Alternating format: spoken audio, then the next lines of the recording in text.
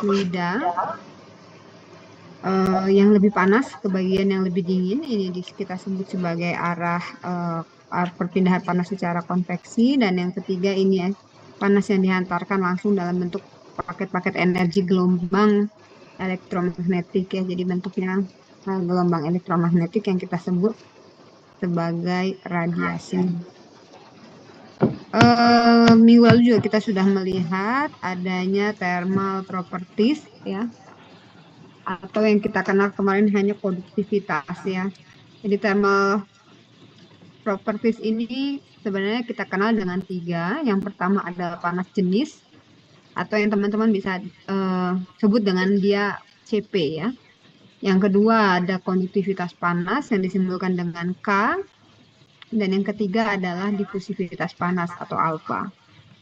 Nah, jadi untuk konduktivitas, jadi hari ini kita masih melanjutkan konduktivitas, pindahan panas dengan melalui media hantaran ya.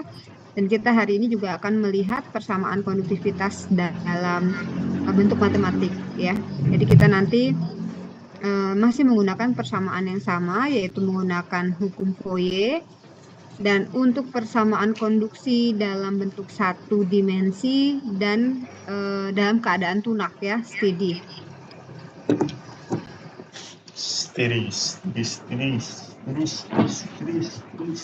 Dan beberapa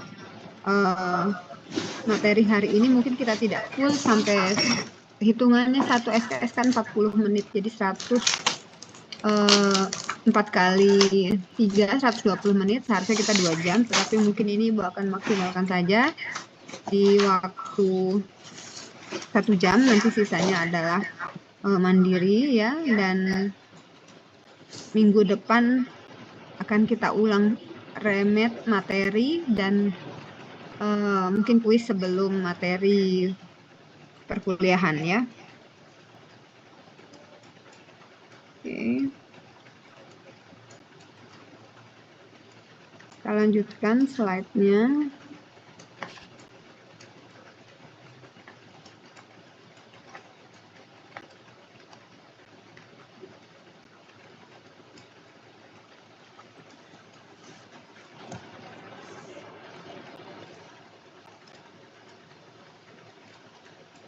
Nah ini ya, jadi thermal properties yang kita kenal itu ada 3, ada panas jenis atau CP yang biasanya teman-teman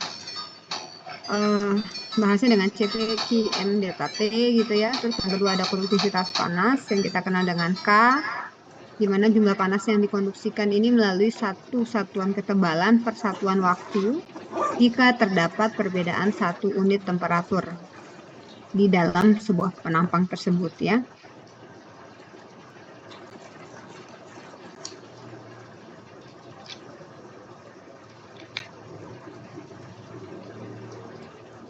Terus yang ketiga adalah nilai difusivitas panas. Jadi difusivitas panas ini merupakan perbandingan antara konduktivitas panas terhadap densitas dan panas jenis, atau yang dituliskan secara matematis adalah alfa sama dengan K dibagi dengan rho dikalikan dengan CP ya. Nah ini sebagaimana yang telah kita ketahui bahwa untuk menyatakan berapa besarnya perpindahan kalor atau panas ini kita menggunakan hukum Fourier. Hukum Fourier yang sudah disampaikan dan diulang-ulang dari minggu ke minggu ya. Jadi bahwa hukum Fourier itu menyatakan bahwa Q, laju aliran panas atau laju aliran kalor ini secara konduksi dalam satu bahan ini sama dengan 3 buah besaran ya, seperti yang kita lihat di sini. Ada nilai K, ada nilai A, dan ada nilai dt per dx. Jadi besarnya perpindahan kalor sebanding dengan gradien suhu ya. Jadi Q per A itu sebanding dengan delta T per delta X. Oke. Nah, untuk delta T per dx ini ya adalah gradien suhu terhadap penampang tersebut, yaitu perubahan suhu T terhadap jarak aliran dalam sebuah media yang berjarak X. Sehingga dalam matematika kita bisa tulis Q sama dengan min K dikalikan dengan A dikalikan dengan delta T per delta X, di mana untuk menghitung rate of transfernya itu kita bisa menghitung dengan driving force-nya dibagi dengan ketahanan atau resistensinya.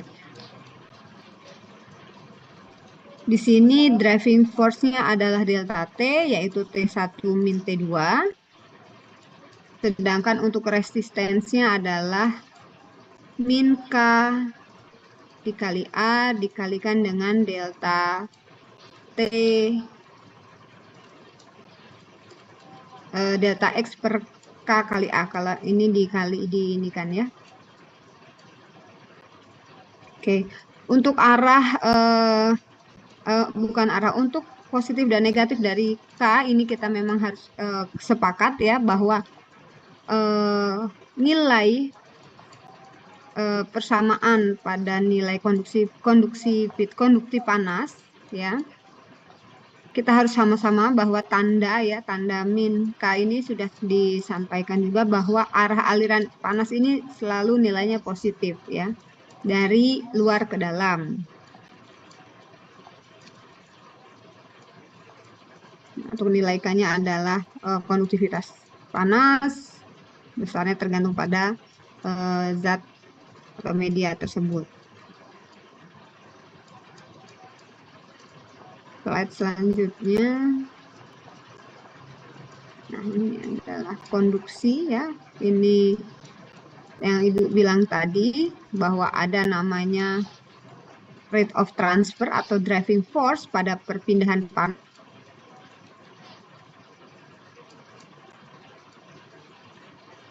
Energi dan gerakan molekul yang tinggi menuju energi dan gerakan molekul yang rendah. Nah ini ya, laju penggeraknya ini dibagi dengan tahanan, sehingga kita bisa tulis dengan Q sama dengan min delta T per R, ya karena tahanan. Jadi hari ini kita akan melihat beberapa kata tahanan gitu ya.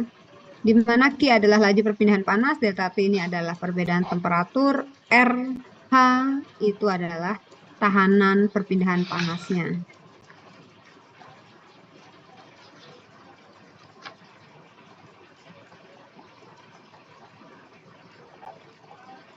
Oke, sebentar.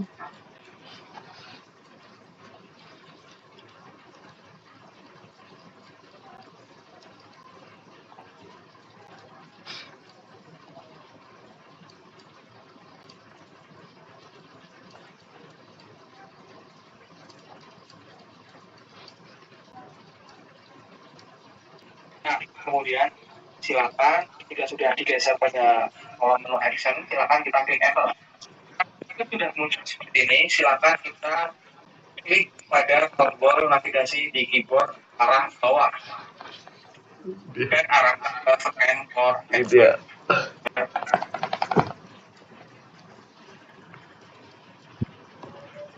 Suaranya bocor ya.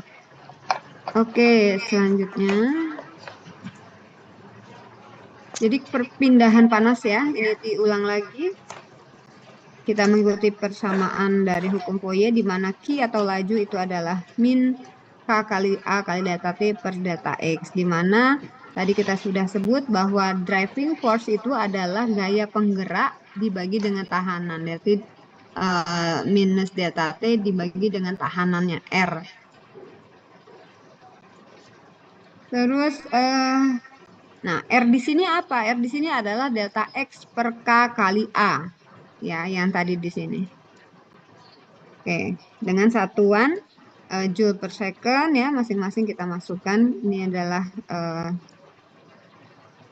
Joule dibagi dengan per second meter Kelvin. Nah, kita akan melihat bagaimana konduksi pada satu tahanan. Jadi karena tadi kita sudah melihat ada nilai laju ini ya, gaya penggerak itu dibagi dengan tahanan, sehingga kita akan melihat bagaimana nilai R. Menjadi konduksi pada nilai R, jadi pada keadaan yang kita sebut tunak ya, steady state, kita anggap nilai Q-nya adalah konstan. Sehingga persamaan ini bisa kita jabarkan menjadi Q per A sama dengan minus K kalikan delta T per dN. Nah, ini berdasarkan seperti ini ya. Misalkan ini adalah sebuah tahanan, satu tahanan ya. Nah, ini ada kalanya juga kita tidak bisa mengetahui data-data nilai konduktivitas suatu bahan pada berbagai temperatur. Jadi data-data untuk nilai K itu bisa kita hitung atau kita cek dari tabel atau kita bisa prediksi. Nah, ini salah satunya ini kita bisa prediksi. Misalnya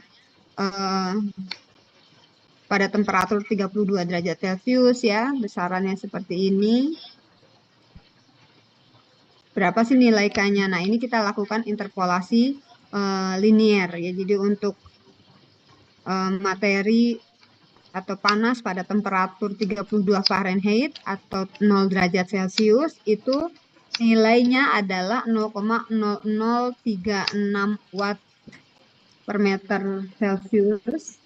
Terus pada kondisi yang kedua, temperaturnya 93, ini sebesar 0,0032 BTU atau 0,055 watt. Jadi ini bisa kita gambarkan seperti ini.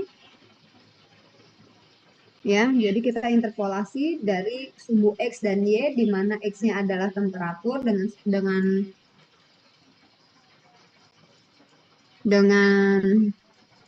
Oke, Ibu mohon maaf ya, ini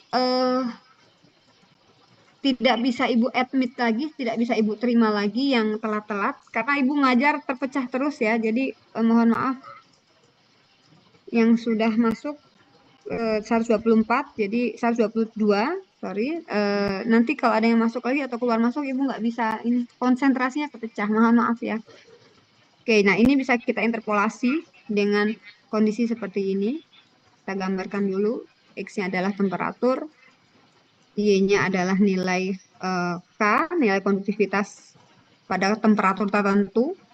Misalkan pada temperatur 0, dia nilainya 0,0036, dan pada temperatur 200 atau 93 derajat Celcius nilainya adalah 0,0032 BTU. Yang kita ambil adalah nilai yang satuan K-nya adalah BTU. Nah, berapa data nilai K pada temperatur 110 derajat Fahrenheit ya, atau di suhu 43 derajat Fahrenheit, berapa nilai konduktivitas suatu bahan misalnya ya. Nah, kita interpolasi saja ya, di manakah pada suhu yang kita cari dikurangi dengan 0,0021 sama dengan 110 dikurangi 32, jadi interpolasinya. Nanti Ibu langsung saja ya di sini. Nanti kalian bisa trial coba pakai kalkulator atau Excel gitu. Dimana nanti dapat nilai konduktivitas suatu bahan pada temperatur 110 itu sebesar 0,0026. Oke, selanjutnya kita akan masuk ke perpindahan panas secara konduksi. Ini pada sebuah slab atau bidang datar. Jadi kita imajinasikan ini juga sudah, sebenarnya ini diulang-ulang ya, minggu lalu juga sudah gitu ya. Sebuah media slab, sebuah bidang datar memiliki perbedaan temperatur dinding luar dan dinding dalam, di mana temperatur T1 itu 100 derajat Celcius dan T2-nya adalah 25 derajat Celcius, di mana temperatur 1 lebih tinggi daripada temperatur T2, sehingga laju perpindahan panasnya atau laju perpindahan kalornya, arah Q-nya itu menuju dinding T2 karena dinding T2 itu kondisinya temperaturnya lebih rendah sepanjang slab atau bidang datar dengan delta X ya. Nah, ini kalau kita gambar yang A ini adalah bentuk di dalam slabnya gitu ya, di bidang B ini, di gambar yang B ini kita bisa lihat misalkan kita buat X dan Y, jadi delta X dengan temperatur T1 lebih tinggi daripada T2. Nah, sehingga terdapat perbedaan temperatur delta T dan delta X. Nah, ini adalah hukum Fourier yang terjadi. Kita masukkan nilai min KA per delta X dikalikan dengan delta T atau T2 dikurangi T1. Oke, untuk misalnya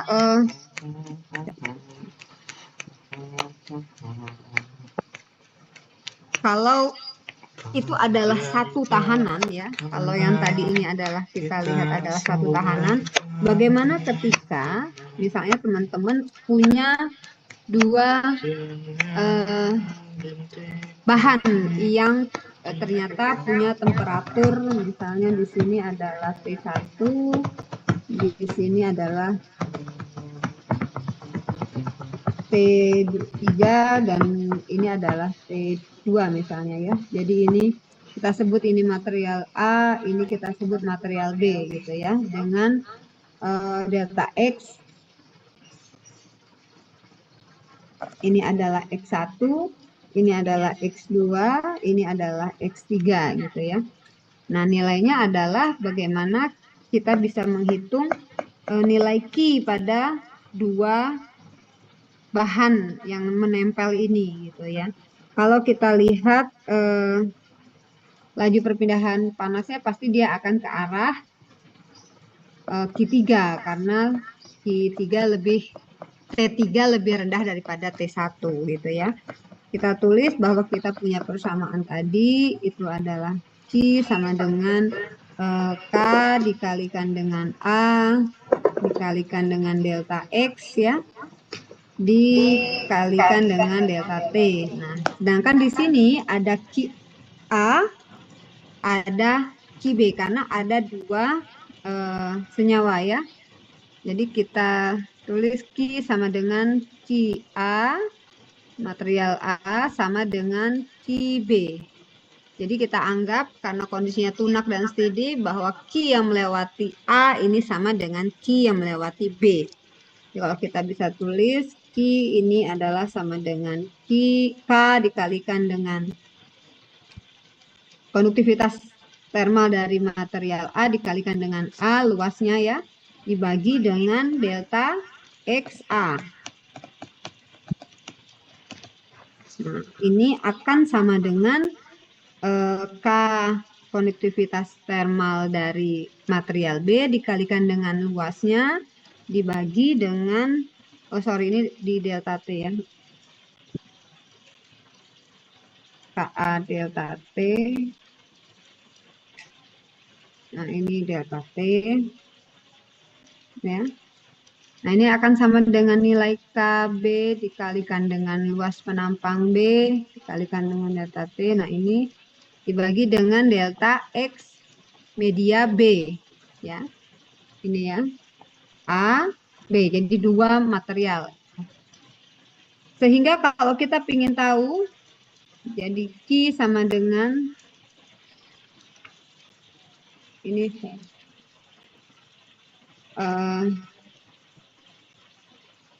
bahwa delta T-nya adalah T2 min T1. Ya. Kita akan tuliskan T1 min T2. 1 min T2 ini sama dengan nilai Q dikalikan delta XA ya, dibagi dengan KA dikali dengan nilai A. Ya, hal yang sama bahwa T2 ya, T2 dikurangi T3 ini adalah nilai Q dikalikan dengan delta X media B dibagi dengan nilai K media B, bahan B dikalikan dengan A gitu ya. Bisa kita jumlahkan sehingga nanti kita akan punya persamaan bahwa T1 dikurangi T3 ya, sama dengan nilai Q dikali dengan nilai delta XA per KA dikalikan A gitu ditambah dengan ini yang bawah ya, delta XB dibagi dengan KB dikali A gitu ya. Nah, sehingga kita akan dapat nilai Q-nya adalah gradiennya adalah T1 min T3 per delta XA per KA kali A ditambah dengan delta XB dibagi dengan KB dikalikan A gitu ya. Nah, kita tadi ingat bahwa laju transfer heat-nya itu adalah gradien temperatur panas dibagi dengan jumlah tahanan. Jadi ini adalah T1 min T3 ini adalah gradiennya dan yang bawah ini adalah tahanan ya. Jumlah tahanannya ini adalah tahanan 1 ya. Ini adalah tahanan 2. Ya, jadi bahan 1 dan atau material 1, material 2 kita sebut dengan tahanan 1 dengan tahanan 2. Nah, itu kalau 2 tahanan ya. Nah, sekarang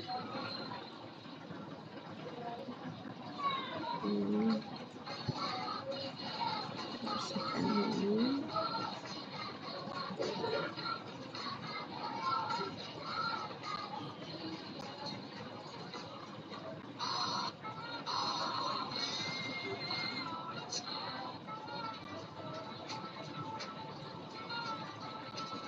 Nah, ketika kita punya 2 tahanan atau 2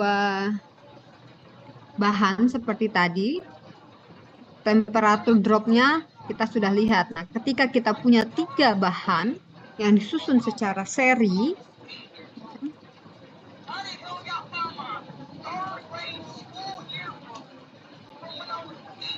ketika kita punya bahan ya ini, di mana ada A, B, dan C ya, temperatur dropnya adalah delta T. Jadi kita sebut juga dengan ada delta TA untuk material RA. Terus delta TB untuk RB, untuk tahanan B. Dan TC untuk tahanan C. Di mana jaraknya adalah kita sebut BA, BB, dan BC. Sini ya kita pastikan. Nah, kalau kita lihat di gambar atau kita lakukan pendekatan melalui grafik X dan Y, sehingga kita akan lihat di BA, BB, dan BC terdapat delta T ya. Di sini kita akan lihat segini loh, kurang lebih delta TA, ini delta B, dan ini delta C. Nah, oke, misalkan kita langsung ke dalam sebuah kondisi, ini tiga material dengan 3 konduktivitas termal. Ada K1, K2, K3. Di mana kondisi nilai K1 itu lebih besar daripada K2 dan K2 itu lebih besar daripada K3. Temperaturnya di dinding bagian luar K1 ini adalah sebesar 1000 derajat Celcius. Kita sebut dengan temperatur A. Di bagian luar R3 gitu ya. Ini temperaturnya adalah 40 derajat Celcius sehingga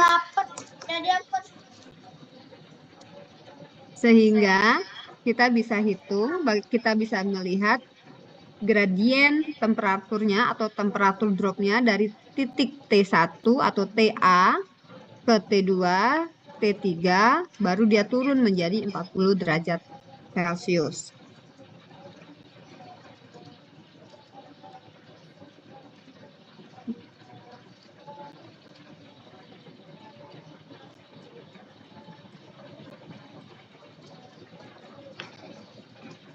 Kita akan coba susun persamaan yang 3 bahan ini ke dalam sebuah persamaan hubungan dengan Fourier tadi ya. Oke, kita lihat saja ini Ibu sudah tuliskan saja. Jadi konduksi pada tahanan secara seri dengan 3 bahan tadi bisa kita tuliskan ya, di mana Q1 per A1 itu adalah untuk T1 dan X1, Q2 per A2 itu adalah untuk nilai K2 dengan temperatur T2 dan X2, dan untuk nilai laju panas pada Q3 itu dibagi dengan luasan A3 itu adalah K3 dikali dengan delta T per delta X. Nah, karena kondisinya adalah tunak dan luasannya sama, ya, jadi kita bisa jumlahkan ya tadi ini nilai masing-masingnya ini ya. Nilai Q per A ini kan sama ya dengan jumlah ini, tahanan 1, tahanan 2, tahanan 3 ya. Ya, nilai Q-nya dalam keadaan tunak itu sama. Jadi K1 sama dengan K2 sama dengan K3 dikalikan dengan gradien temperatur dan gradien jarak. Sehingga bisa kita tulis seperti ini. Q per A itu adalah delta T1 dibagi dengan delta X per K1. Delta T2 itu adalah per delta X2, dan di delta T3 itu adalah delta X dibagi dengan K3. Nah, untuk penjumlahan yang tadi kita dari gambar yang tadi ya, dari tiga bahan tadi ya. Jadi ada A, ada B, ada C tadi ya. Jadi kondisi temperaturnya adalah dari 1000 ya, ke 40. Misalnya ini ke 40, kita gambarkan dengan kondisi seperti ini, delta T masing-masing ya, kita tuliskan.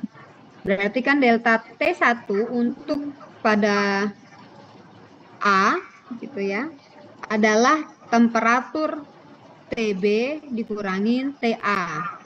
Sedangkan untuk T2, ya ini 1, ini 2, ini 3. T2 ini adalah Q per A dikalikan delta X per K2 ini sama dengan delta T. Delta T-nya adalah TC, ya, TC dikurangi dengan TB. Nah, yang ketiga, ini T-nya adalah TD, ya. Kita sebutnya ini TD ya, jadi ini A, ini titik B, ini titik C, ini titik D. Nah, di titik D ini, jadi TD per T dikurangi TC. Ini kita jumlahkan yang sama-sama kita coret ya. Ini kita coret, ini TB dengan TB, TC kita dengan TC, kita kurangi. Ini kita dapat persamaan bahwa Q per A itu adalah delta X1 per K1 ditambah dengan delta X2 per K2 ditambah dengan delta X3, ini bukan 2, ini per K3 dikurangi sama dengan delta ini 3 ya, ini 3 sama dengan TD dikurangi dengan TA.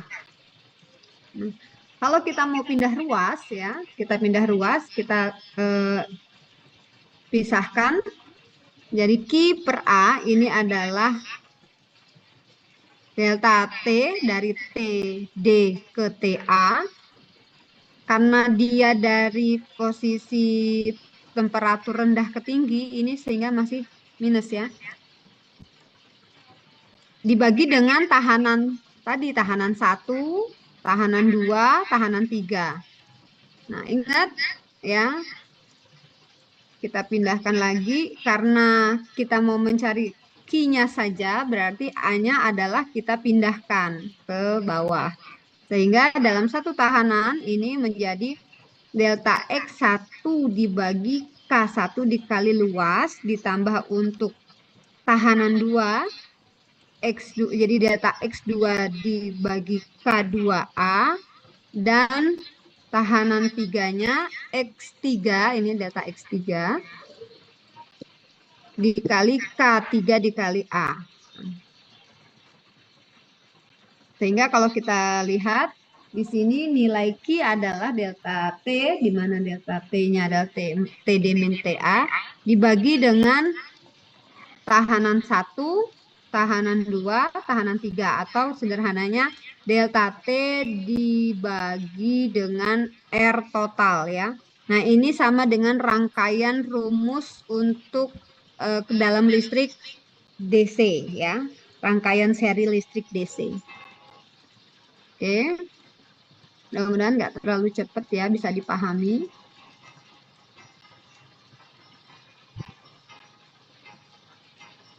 Nah, jadi kalau kita lihat aliran kalor pada setiap bagian itu sama ya. QA sama dengan QB sama dengan QC. Tadi ya, ini sudah kita lihat ya, ini sama.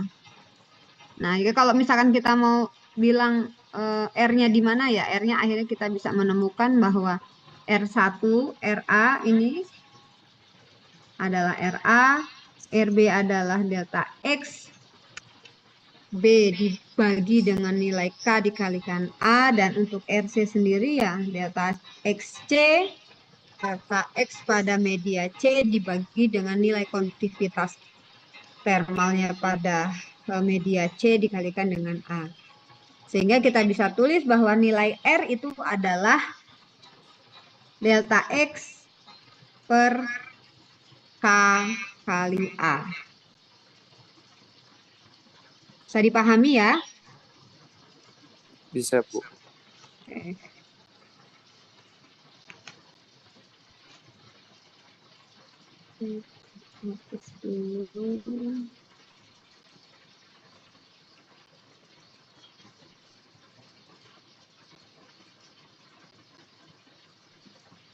Ini analogi kelistrikannya ya. Kalau belajar fisika mungkin kita sudah nilai kelistrikan. Nah, ini kurang lebih seperti ini. Bahwa dari T1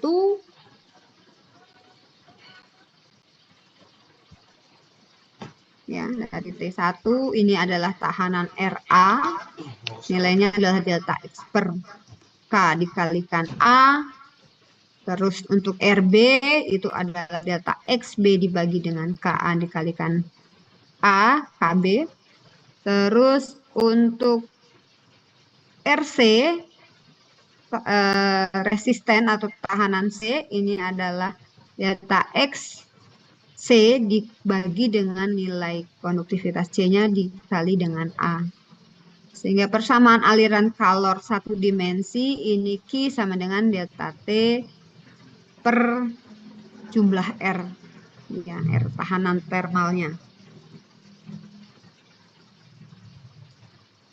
Nah, ini adalah salah satu contoh yang bisa kita hitung, di mana sebuah ruang penyimpanan dingin dikonstruksi menggunakan 3 lapis bahan. Jadi ada lapisan bahan 1 itu tebalnya 12,7 ya, terus satuannya milimeter. Lapisan 2-nya itu bagian tengahnya itu tebalnya 101,6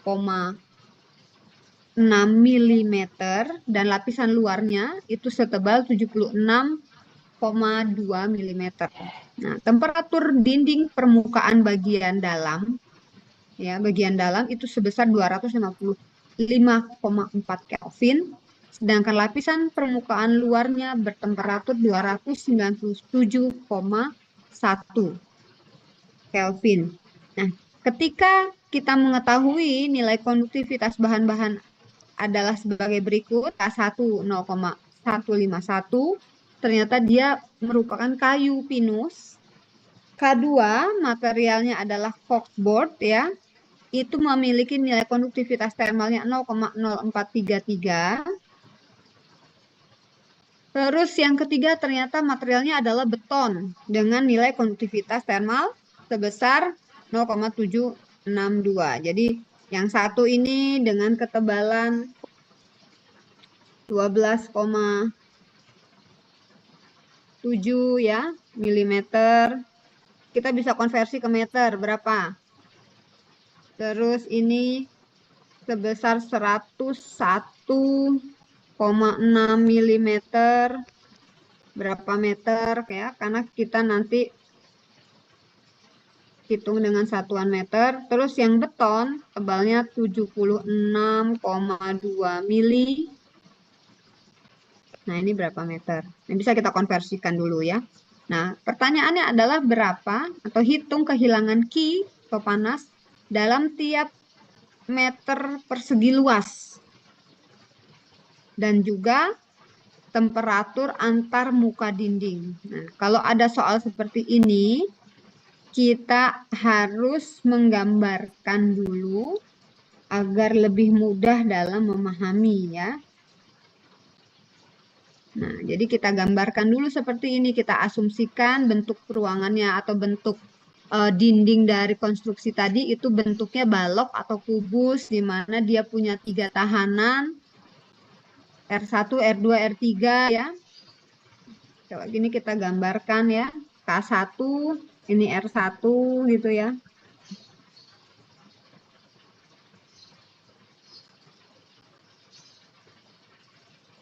Nah, ini adalah R1-nya, ini R2-nya 1, R2 ya, dan ini R3. Nah, temperaturnya tadi kita sudah lihat bagian dinding luar dan dinding dalam ya informasinya. Jadi kita bisa tulis dalam gambar tersebut temperaturnya 255,4 Kelvin dan bagian dalamnya itu sebesar 297,1 Kelvin. Nah, Jati juga tadi dikasih tebalnya, sorry ya. Tebalnya juga tadi diberikan informasi bahwa K1 itu tebalnya tadi dalam satuan milimeter kita konversi ke dalam meter sehingga kita dapat 0,00127 meter. Terus nilai resisten tebal yang tengah itu sebesar 0,1016 meter, dan yang ketiga tadi adalah beton memiliki ketebalan 76 mm atau 0,07 meter ya, 0,076 meter. Nah, di mana kita ketahui bahwa rumus R1 untuk mencari R itu adalah delta X dibagi dengan nilai K dikalikan dengan A. Kita masukkan saja nilainya masing-masing ya. Delta X untuk di A kita masukkan 0,0012 dibagi dengan konduktivitas panasnya tadi kita sudah ketahui, kayu pinus ya, dikalikan dengan A. Kenapa A-nya kita tulis 1? Karena dalam soal itu per satuan luas itu kan meter, jadi dianggap aja per 1 meter persegi gitu ya, makanya kita tulisnya 1. Sehingga didapatkan nilai R-nya sebesar 0,0084 kilo per watt. Jadi nilai Q pada R1 0,00841 kilo per watt ya. Nah, untuk yang di benda kedua ya, kita sama masukkan nilai-nilainya, nilai delta X-nya ya 0,0101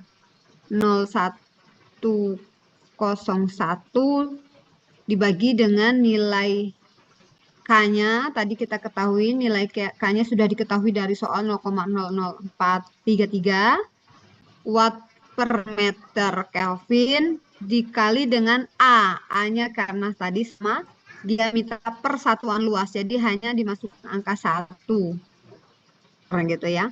Nah, didapat nilainya adalah 2,3 kilo per watt. Gitu ya. Terus yang ketiga untuk beton. Beton kita ketahui nilai deltanya, delta X atau tebalnya adalah 0,076. Sama ya, kita bagi dengan perkalian nilai konduktivitas termalnya dikali dengan luas areanya. Sehingga kita dapat nilai R-nya 0,100 atau 0,1 kilo per watt. Oke, tadi kita di persamaan sebelum kita sudah punya persamaan bahwa Q itu adalah T ya dibagi dengan total tahanan ya, atau R total, so, ya tadi dari rumus yang sebelumnya. Sehingga kita masukkan saja temperaturnya langsung dari TA ke TD ini 255 dikurangin 291 Kelvin dibagi dengan tahanan total, ya. Ini kita jumlahkan 0,084, 2,34 dan 0,1. Sehingga kita dapat Q-nya itu adalah min 16,48 watt. Tanda minus ini menunjukkan bahwa aliran panas berasal dari dinding luar. Kan biasanya dari dalam, ya, ini dari luar.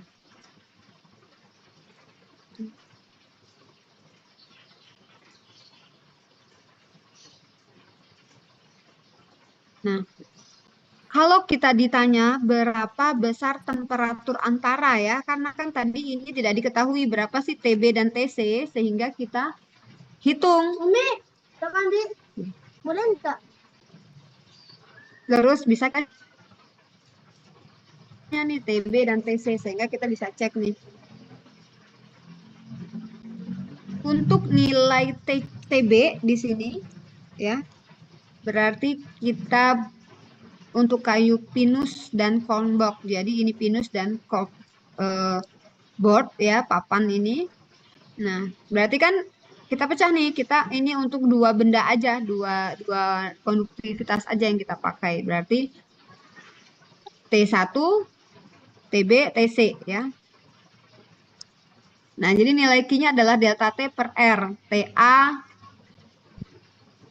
ke TB dibagi dengan R1. Nah, tadi kita sudah dapat nilai Q-nya untuk benda 1 ini sebesar 0,00841. Kita masukkan, total dulu, ya, ini totalnya. Kita masukkan nilai totalnya. Terus kita masukkan temperatur TA yang sudah kita ketahui, dikurangi dengan TB, kita belum ketahui, ini yang akan kita cari, dibagi dengan nilai R-nya. R-nya tadi sudah kita hitung, 0,0841 kilo per watt. Nah, sehingga kita bisa dapatkan temperatur pada posisi B itu adalah 255,4, ya. Kita pindahkan ditambah dengan 1,4, ya. Sehingga kita dapat nilai temperaturnya adalah 256 Kelvin. Selanjutnya untuk yang antara beton dan cornboard, ya, yang ini TB dan TD, kita bisa mendapatkan kondisi berapa temperatur yang ada di TC ini. Sama caranya, ya. Kita lihat kondisinya dari TC ke TD. Berarti yang bermain temperaturnya adalah TB dan TC, ya. Sama ini kita masukkan juga. Sehingga kita dapat nilai temperaturnya adalah 295,5. Begitu juga untuk yang tahanan ini kalau kita tidak ketahui gitu, ya, kita bisa dapatkan. Oke, jadi kecenderungan dari 255 naik menjadi 256, naik lagi menjadi 295, terus akhirnya keluar tadi 297.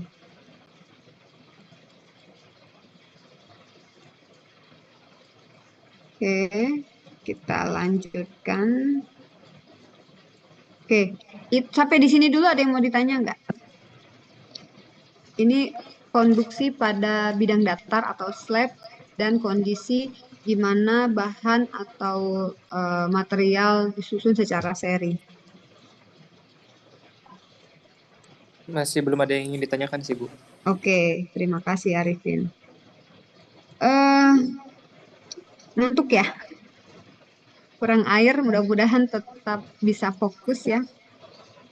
Ya, belajar ini juga salah satu bentuk mencari ilmunya Allah gitu ya. Jadi ini nilainya juga ibadah. Kalau diniatkan ibadah, insya Allah ibadah karena Allah ya, belajar karena Allah ini menjadi ibadah. Mudah-mudahan ya sama aja dengan kita mencari nilai-nilai kebaikan yang lain ya. Gitu.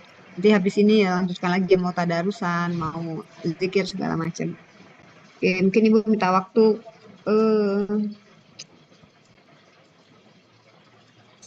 satu materi lagi lah. Materi lagi.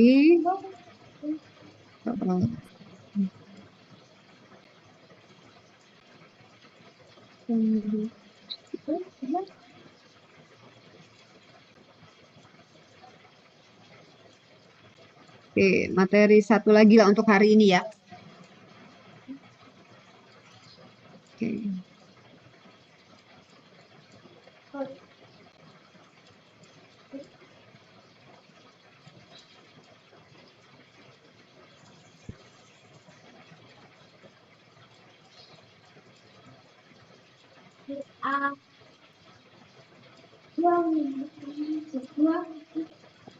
Oke.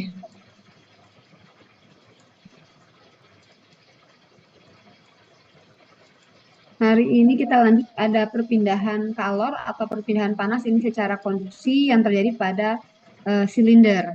Ada silinder dan ada kebolaan. Tapi mungkin Ibu sampaikan yang silinder kalau waktunya masih ada sisa nanti kita terus. Tapi kalau nggak di silinder aja.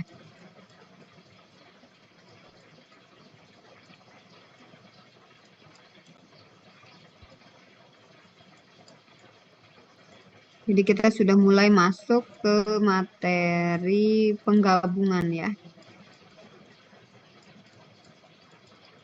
Ibu mau nanya boleh nggak, Bu? Boleh apa?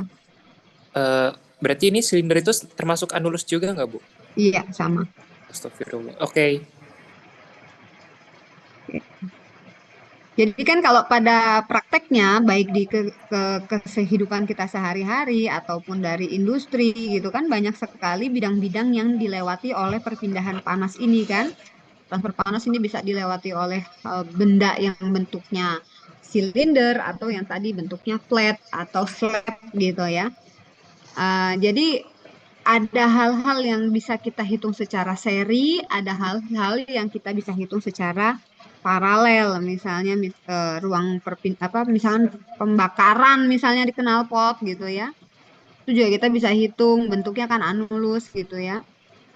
Terus misalnya eh, ya tabung lah hal-hal yang bentuknya silinder atau tabung gitu. Jadi kita kalau misalnya pada knalpot kalian gitu ya berpindah gas panas ke permukaan dalam dinding motor misalnya. Terus terjadilah ada konduksi, ada konveksi di situ. Nah, itu udah mulai gabungan. Tapi ini coba kita lihat konduksinya dulu berarti kalau kondisinya dulu pada sebuah tabung, berarti kan kita melihat sisi sisi gambar luarnya dulu ya. Lihat gambarnya.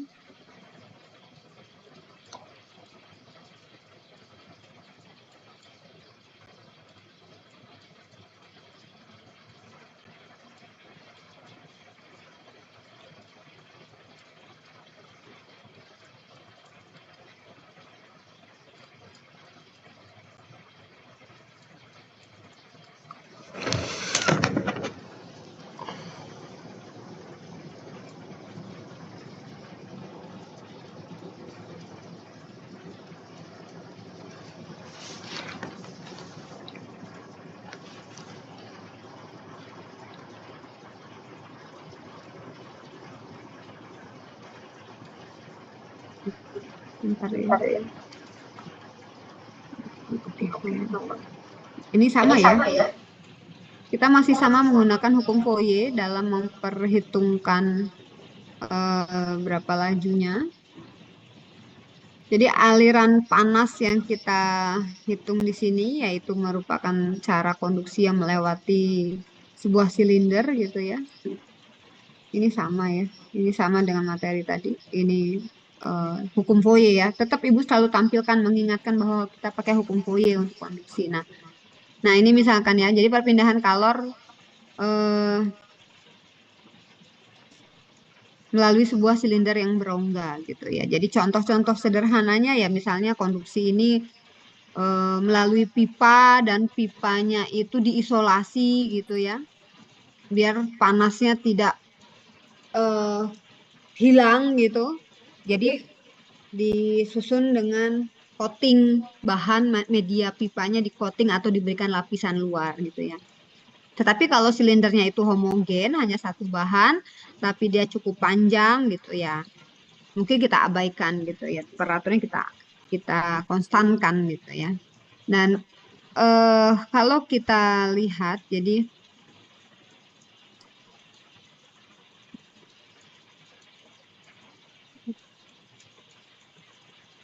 kalau kita lihat misalkan ini kita gambarkan sebuah silinder gitu ya, di mana misalnya pada satu pipa gitu ya, satu pipa ini kita alirin air panas gitu ya. Nah, yang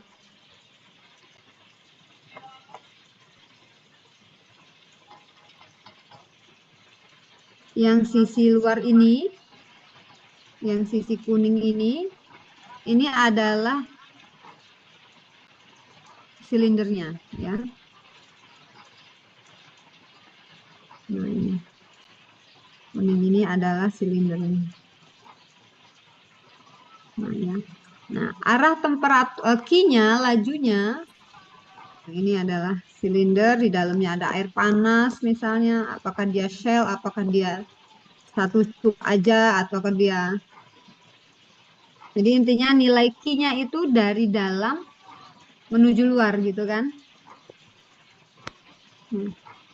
Nah, itu kalau kita lihat dari sisi samping. Nah, sekarang kalau kita lihat dari sisi atas ini, ya,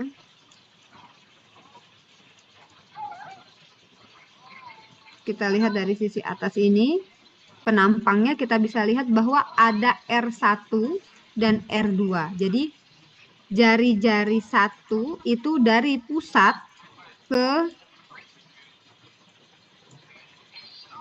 dinding dalam bahan, ya. Sedangkan untuk R2 ya, jadi T1 ini yang dalam ya, T2 yang bagian luar ya.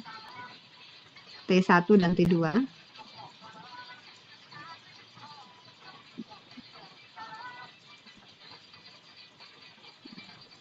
Terus nilai diameternya, ketebalan si medianya itu berbeda dan dia punya, ini karena satu bahan ya, kita cek konduktivitas termalnya, nilai konduksi atau nilai K-nya. Nah, dia punya nilai K. Kita masih sama menggunakan Fourier, di mana Q sama dengan min K dikalikan luas permukaan dikalikan dengan gradien temperatur bukan dx lagi, karena kita menggunakan bentuknya silinder. Jadi delta T ini kalau di sebelumnya kan dia akan bidang datar ya. Kalau bidang datar itu dia kan bergeraknya sepanjang atau setebal delta X. Nah, kalau bentuknya silinder, ya dia akan berputar mengikuti arah gradien radialnya, sehingga delta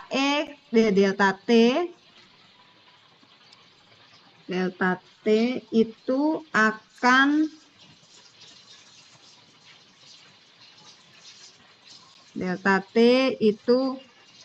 sepanjang gradiennya dengan delta R, karena dia arah radial, karena dia silinder ya.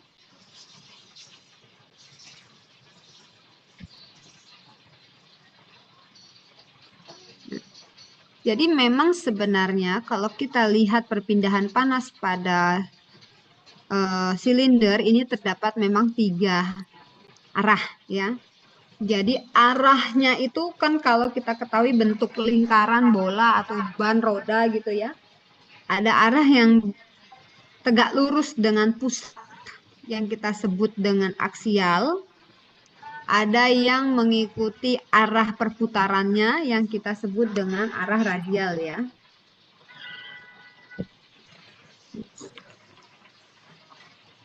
Nah, jadi perpindahan panas ini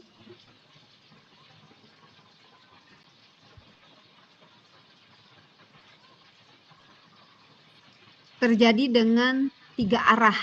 Arah radial, ya, dengan sumbu R-nya, terus aksial dengan sumbu X-nya atau ke pusat lingkaran, terus secara tangensial. Dia bekerja dengan berapa sudutnya gitu ya. Sehingga untuk mendapatkan nilai Q-nya, kita bisa hitung K dikalikan dengan A dikalikan DT per DR ya. Kalau untuk yang arah aksial, jadi ini radial, ini yang aksial, ya kita dapat minus K dikalikan A dikali dengan DT per DZ. Selanjutnya kalau yang tangensial, ya dia arahnya X, ya Q 0 atau Q theta, ini adalah searah dengan arah sudut tangensialnya. Sedangkan pada silinder ini kita untuk sementara yang sumbu Z ya dan tangensial kita abaikan dulu. Kita akan fokus ke pergerakan secara gradien sumbu R radial ya.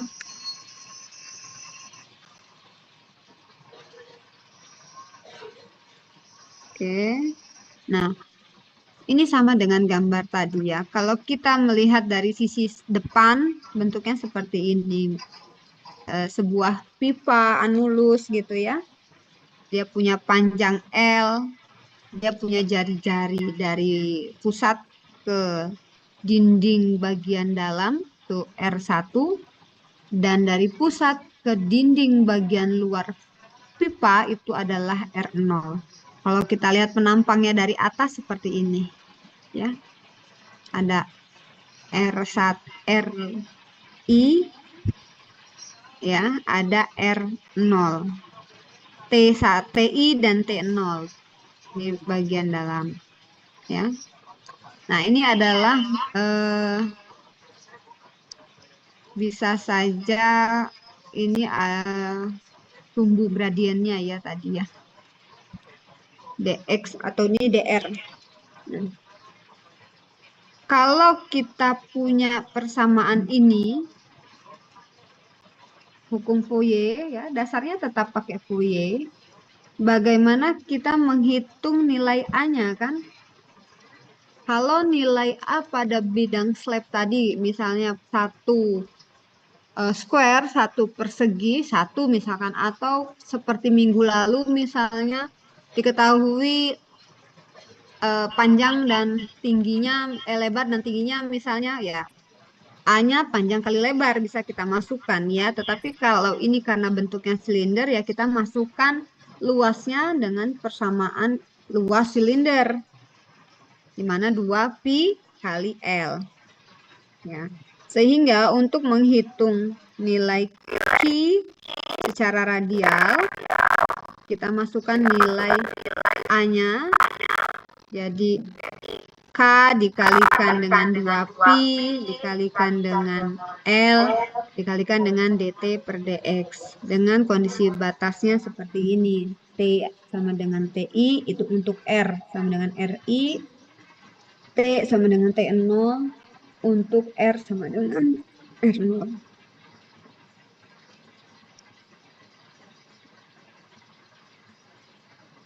Nah, kalau kita lihat ini silinder berongga dari sisi samping ya.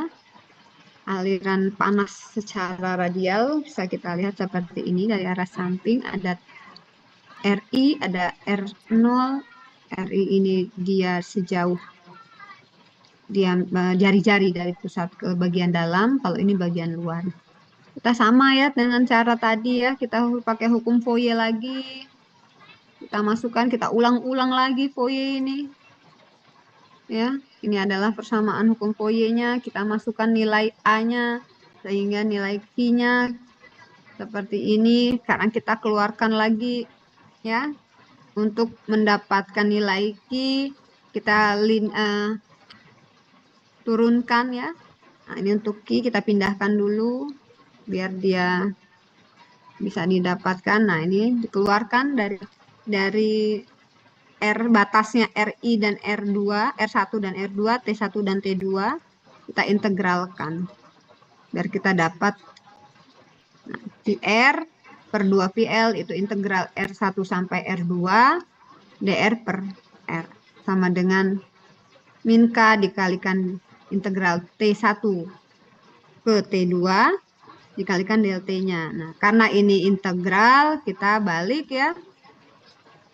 Kita lenkan, jadi QR dibagi dengan 2PL dikalikan len R2 per R1 sama dengan min K dikalikan dengan T2 min T1. Sehingga kita keluarkan semua, akhirnya kita mendapatkan QR sama dengan 2Pi K kali L dibagi dengan len R2 per R1 dikalikan dengan delta T-nya atau T1 min T2. Gitu ya.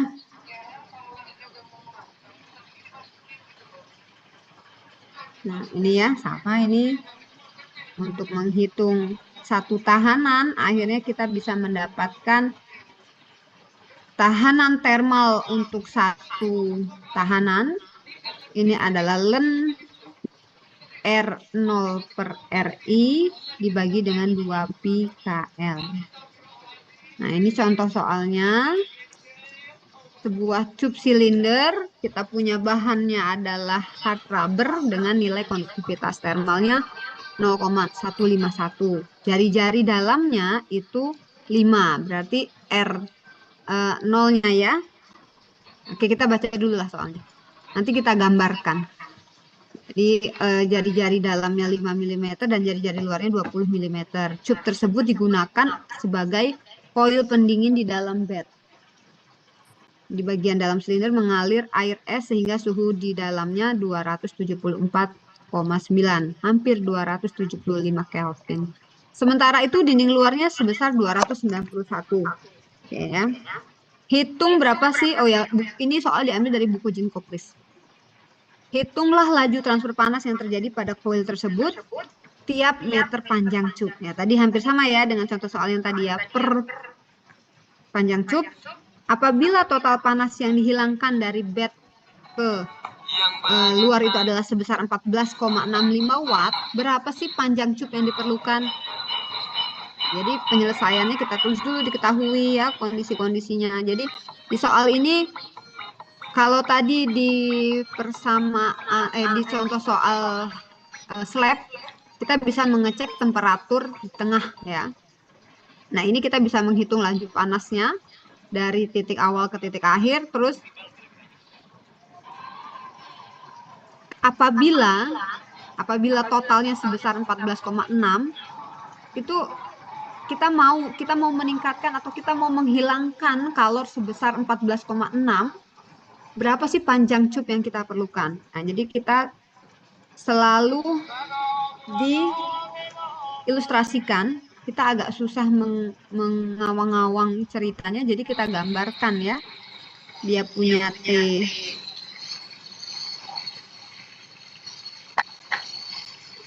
Jadi dia punya R1, R2. R1 ke dalam permukaan, R2 ke dinding permukaan jari-jari luar. T1 dan T2. Kita masukkan tadi kita sudah punya semua. Nilai QR kita sudah punya persamaan. Foye kita masukkan. Jadi 2pi dikalikan K dikalikan L. L-nya kan dimintanya persatuan panjang ya. Jadi kita masukin 1 meter aja. Dibagi dengan len jari-jari luar ya. Dibagi dengan R1 atau jari-jari dalam. Dikalikan dengan delta T 274 dikurangin 297 sehingga Q-nya atau laju transfer panasnya kita hitung, kita dapat 15,2 watt. Ya, minus dan plus ini udah nanti udah paham ya, berarti dia arahnya dari luar ke dalam, dari dalam keluar gitu ya. Nah, ini ketika laju panas dalam 1 meter ya. Dalam 1 meter dia laju atau transfer panasnya sebesar 15,2.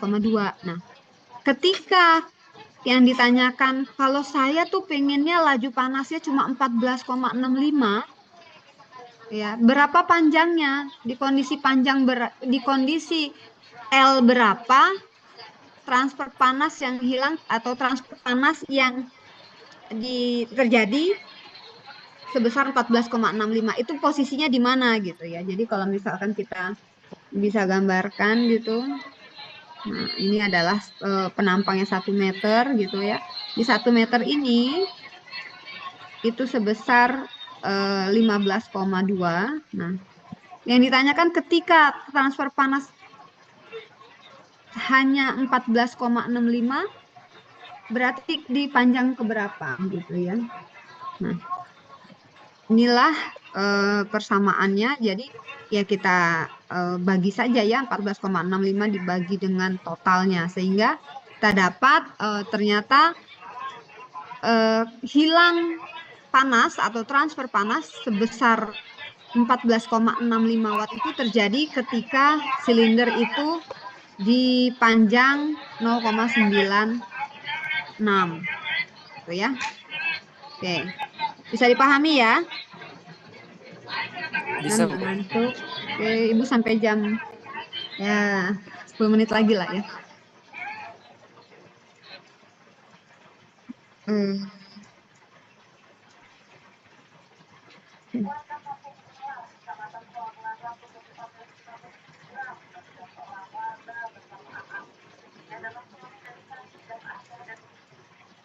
Nah, kalau tadi hanya satu dinding ya, satu bahan. Nah, sekarang kita rangkap. Ketika kita punya rangkap, nah ini misalnya ya, kita langsung melihat gambarnya dari atas misalnya. Nah, ini berarti R-nya kan banyak karena medianya banyak. Ada 3, misalnya di sini ada 3, A, B, dan C. Ya, terjadi secara paralel. Misalnya di sini A, B, C, otomatis kita punya R1, R2, R3, R4. Ya, masing-masing dari pusat ke bagian dalam, bagian dalam media B, media C, terus ya. Nah, ini kondisi R-nya. Ini nanti kalau ketemu soal terus kita gambarin aja seperti ini gitu ya. Lajunya ya dia searah radial, dia keluar. Nah, kondisinya kita anggap tunak, steady state, konstan Q-nya. Berarti nilai Q itu sama dengan nilai QA, sama dengan QB, sama dengan QC. Artinya apa? Transfer panas yang terjadi pada media A itu sama dengan transfer panas yang terjadi pada media B dan pada media C. Ya, kita anggap sama dulu aja, gitu ya. Nah, jadi transfer panasnya itu sama gitu ya. Ya udah kita masukkan saja. Tadi kan kita sudah sama-sama tahu ya. Kalau di QA berarti dia konduktivitasnya untuk yang A. Ya, kalau yang QB berarti konduktivitas yang B, terus yang C ya konduktivitasnya C. Nah, karena kita punya persamaan bahwa QR itu adalah delta T per R total, sehingga kita jumlahkan delta T, T1 sampai T4 dibagi ya RA, RB, RC, di mana RA-nya adalah ini, RB-nya ini, RC-nya ini. Ya. Atau secara sederhana bisa kita balik nih kalau kita mau bagi sederhana lagi per K ya seperti ini. Seperti itu. Jadi untuk mendapatkan dinding lapis rangkap berbentuk silinder, Q-nya seperti ini bisa kita tulis ya. Nah, ini adalah contoh soal yang kedua. Jadi sebuah pipa yang terbuat dari stainless steel memiliki ukuran diameternya 2 cm dan diameter luarnya 4 cm. Cup tersebut dilapisi dengan material asbes dengan nilai K-nya 0,2, ketebalannya 3 cm sebagai bahan isolasi. Ya, jadi di coating. Dinding pipa bagian dalam itu suhunya 600 derajat Celcius, sementara bagian luar itu 100 derajat Celcius. Berapa sih panas yang hilang pada satuan panjang pipa? Nah, ini satuan panjang pipa. Berarti ingat ya, 1 meter. Nah, kita gambarkan dulu. R1, T1, R2, T2, arah Q-nya kemana ya. Nah, diameter di sini kondisinya diketahuinya adalah diameter ya. Sehingga untuk R ya kita bagi 2 ya. Bagi 2 cm berarti 1 cm dan kita konversi ke meter. Sama dengan diameter yang kedua diketahui 4 berarti jari-jarinya 2 ya kita konversi. Nilai konduktivitasnya juga diketahui. Ka-nya 19 dengan temperatur 600. Kb-nya 0,2 temperatur 100. Ketebalannya ini adalah 3 cm. Nah, ini untuk yang diketahui ketebalan 3 cm ini adalah bahan isolasinya. Berarti bagian luar. Nah, sehingga R3 itu adalah R2 ditambah 0,3 kan? Jadi kita dapat ketahui R3-nya adalah 0,005. Nah, ini sama dengan persamaan tadi ya. Untuk menghitung panas persatuan luas ya kita Q adalah delta T per R total ya, tahanannya ya. Kita masukkan saja nilainya masing-masing ya. Ini Ibu cara cepat aja udah langsung ya, nggak ditulis-tulis ulang lagi ya, kita tulis saja di sini, kita hitung aja. T-nya ini 2 pi delta T, ln-nya adalah R-nya R2, R1. Kita sudah tahu masing-masing, dibagi dengan nilai konduktivitasnya. Nanti kita hitung ini masing-masing berapa, kita masukkan ke sini. Sehingga nilai ini QR-nya per L tidak dikalikan, tidak dirubah karena L-nya kan 1 ya, 1 panjang pipa, jadi 1 meter gitu, sehingga ini didapatkan nilai Q atau nilai transfer panas yang hilang itu sebesar 680,24 watt per meter. Nah, oke.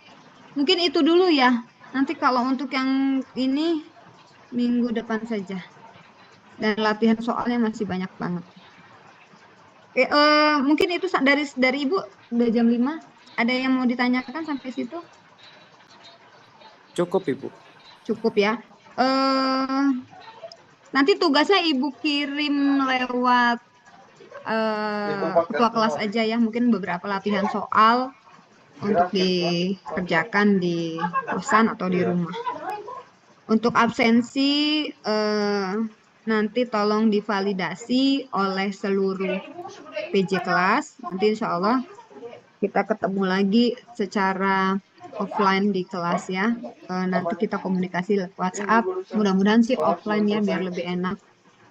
Biar lebih paham juga teman-teman di sini. Mungkin itu yang bisa Ibu sampaikan ya untuk sore hari ini karena sudah jam 5. Teman-teman ada yang mau persiapan puasa dan lain-lain. Ibu cukupkan kuliah hari ini. Jika ada pertanyaan nanti di minggu depan bisa kita konsultasi dan diskusi lagi. Terima kasih semuanya sudah memberikan waktu kuliah pengganti minggu ini.